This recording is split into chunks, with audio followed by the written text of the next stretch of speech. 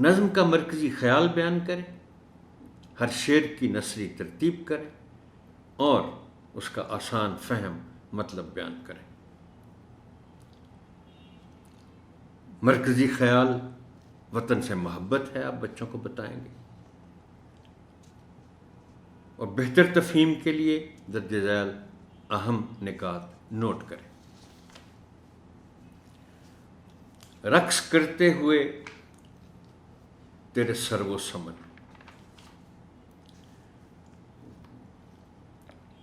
اس کا مطلب آپ یہ بیان کریں گے بچوں کے ساتھ کہ یہ سارا کچھ وطن کا ہے، اس لیے بھلا لگتا ہے، اور درختوں کا لہلہانا بھی رقص لگتا ہے۔ آپ بچوں کو بتائیں گے کہ دیکھیے، جب تیز ہوا چلتی ہے تو درختوں کی شاخیں، بلکہ بعض اوقات پورے کا پورا درخت، اس کا اوپر کا حصہ پتوں والا، وہ دائیں بائیں ہوتا ہے، اور اسے کہتے ہیں لہلہانا۔ اب یہ لہلہانا جو درختوں کا ہے، یہ اس لیے ہمیں رقص لگتا ہے کہ چونکہ یہ سارا کچھ ہمارے وطن کا ہے، ہمارا اپنا ہے، اس لیے آنکھوں کو بھلا لگتا ہے۔ تیرے ذروں میں تاروں کا ہے بانک پن،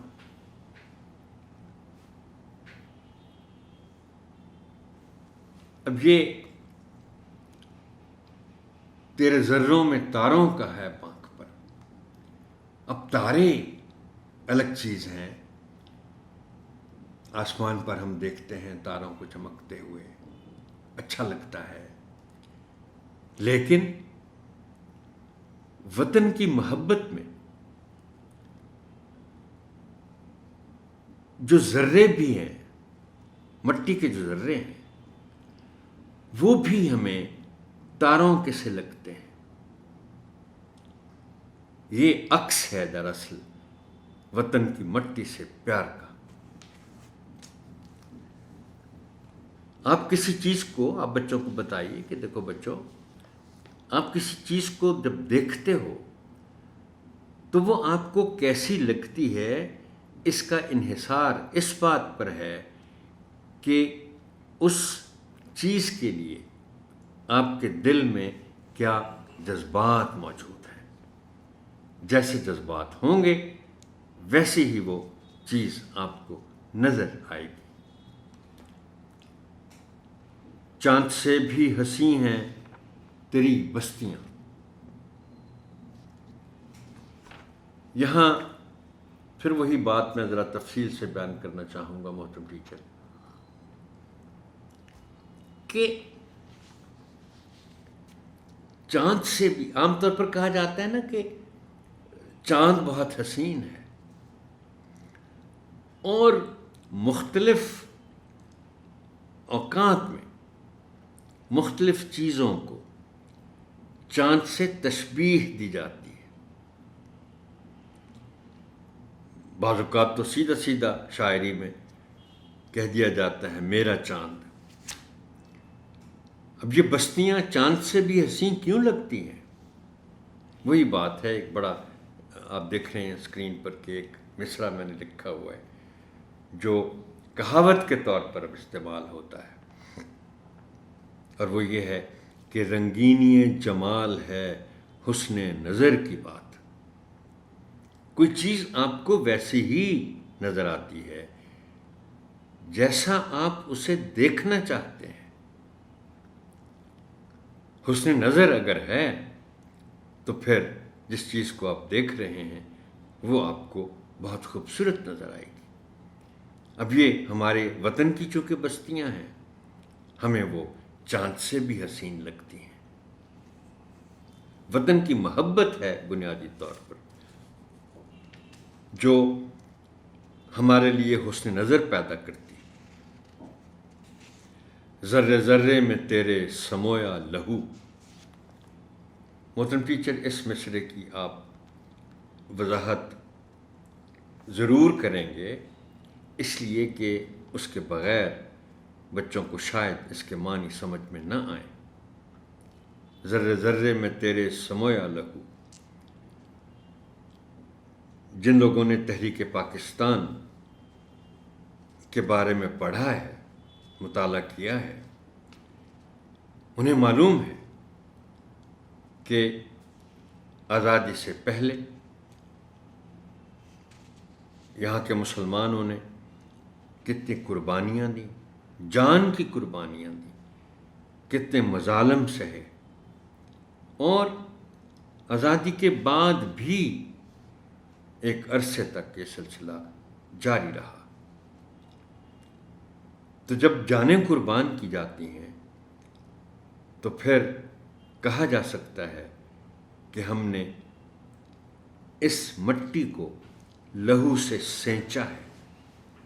اسی لیے اس مصرعے میں کہا گیا ہے کہ ذرے ذرے میں تیرے سمویا لہو، قربانیاں دی ہم نے آزادی کے لیے۔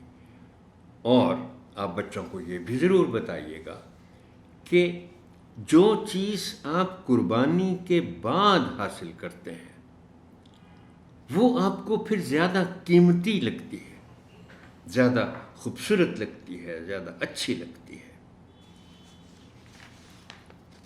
نظم و ضبط و یقین سے مراد ہے یہاں، یہ آخری بند کا پہلا مصرع ہے، نظم و ضبط و یقین سے سجایا تجھے۔ اب اس ایک مصرعے میں بہت کچھ ہے۔ اس ایک مصرعے میں قائد اعظم کا وہ مشہور و معروف قول بھی ہے جس میں وہ 3 چیزوں کا ذکر اکثر کیا کرتے تھے کہ ترقی کا راز 3 چیزوں میں ہے: یونٹی، فیتھ اور ڈسپلن۔ یہ میں انہی کی کہی ہوئی بات کے لحاظ سے اس کو ترتیب دے رہا ہوں۔ یونٹی، فیتھ اینڈ ڈسپلن، اتحاد، یقین اور نظم و ضبط۔ یقین سے مراد ایمان ہے۔ تو آپ محترم ٹیچر بچوں کو بتائیے گا کہ کسی بھی قوم کی ترقی کے لیے یہ تینوں چیزیں انتہائی ضروری ہیں: نظم و ضبط، ڈسپلن، یقین یا ایمان، فیتھ اور یونٹی، جو یہاں اس مسئلے میں تو اس کا ذکر نہیں ہے، مگر مکمل بات تبھی ہوتی ہے جب اس کو بھی شامل کر لیا جائے: یونٹی، فیتھ اینڈ ڈسپلن۔ کھو کے ہر ایک شے ہم نے پایا تجھے، یہاں ذکر ہے تحریک آزادی اور ہجرت میں قربانیوں کا۔ اب اس سے پہلے بھی چونکہ ہم نے اس مصرعے کی تشریح کی ہے کہ جس میں ہم نے کہا تھا کہ لہو ہے، ہم اس مٹی میں ہمارا لہو شامل ہے۔ ذرے ذرے میں تیرے سمویا لہو، یہ اسی کی آپ یوں سمجھ لیں کہ اسی کا حوالہ ہے کہ کھو کے ہر ایک شے ہم نے پایا تجھے، قربانیاں دیں، اس لیے ہمیں اس وطن سے بہت محبت ہے۔